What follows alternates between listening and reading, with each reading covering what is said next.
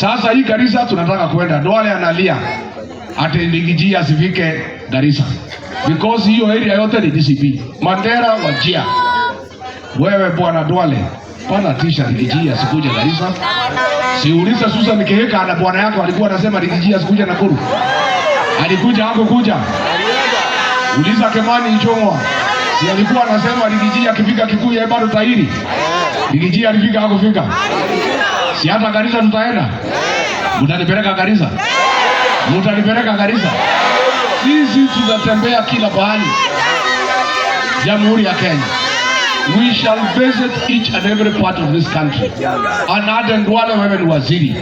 Wewe concentrate na mambo ya SHA. Na ile pesa umeiba ya wagonjwa. Wacha kutisha Rigiji. Kama Kasongo hawezi tisha mimi, wewe unatisha ukiwa nani? Wewe Duale. Si wewe utafute video. Uone vile nilisomea Kasongo pale unakarau kama amekaa. Alidu. Si nilimsomea.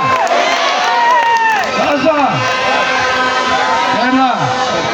tena hii Kasongo ni muoga. Ati alikuwa anajigamba mimi ni rais, mtu asinitishe. Mimi nini? Akiwa hapo Mandera, baluni na bazuka. Anakimbia karibu na Konjoa, akikimbia mgongo.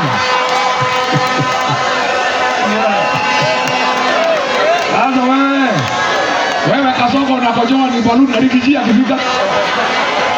Na Rigiji akifika. Sindio? Mambo ya kuuzadia uoga tuache, tuheshimiane. Bwana Duale, you are the most unpopular leader in Northern Kenya.